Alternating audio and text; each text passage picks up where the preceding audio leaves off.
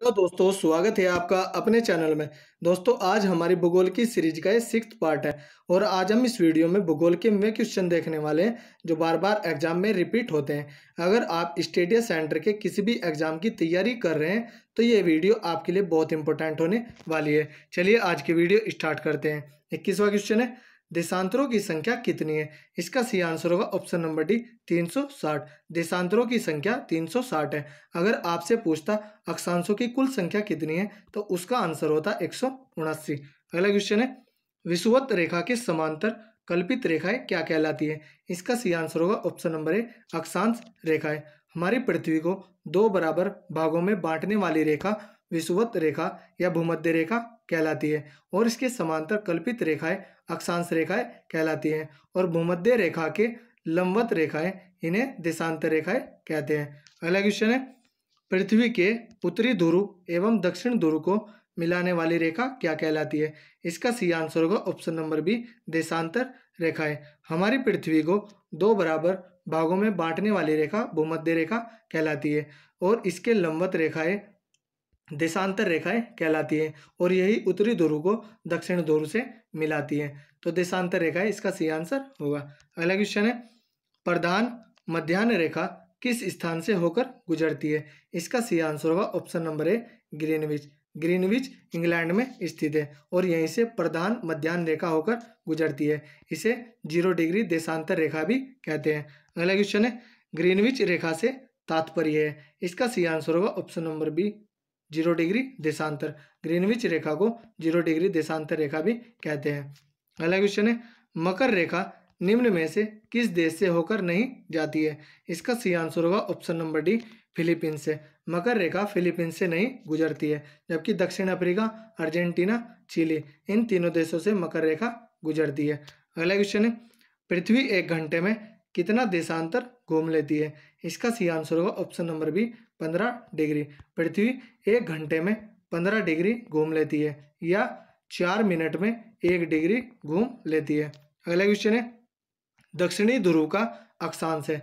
इसका सही आंसर होगा ऑप्शन नंबर सी, 90 डिग्री। दक्षिणी ध्रुव का अक्षांश 90 डिग्री है।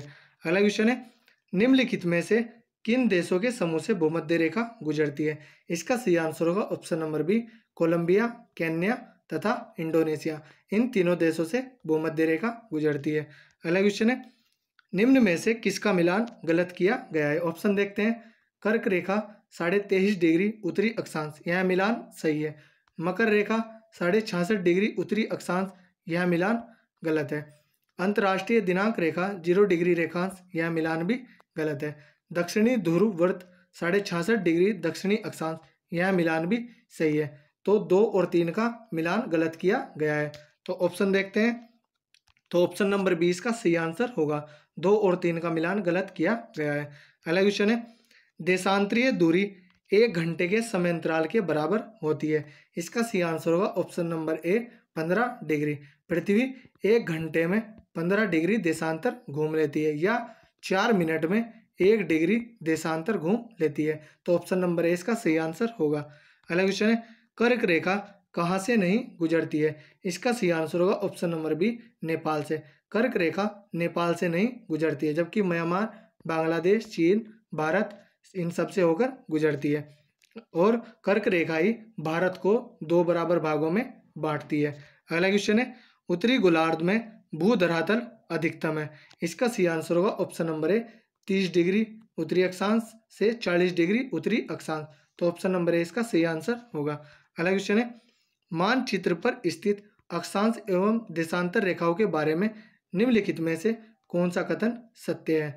इसका सही आंसर होगा ऑप्शन नंबर बी, दोनों एक दूसरे को लंबवत काटती हैं क्योंकि पृथ्वी को 2 बराबर भागों में बांटने वाली रेखा भूमध्य रेखा कहलाती है और इसके लंबवत रेखा देशांतर रेखाएं कहलाती है। तो ये एक दूसरे को लंबवत काटती हैं। तो ऑप्शन नंबर 20 का सही आंसर होगा। अगला क्वेश्चन है, यहाँ पर दिन तथा रात एक समान होते हैं?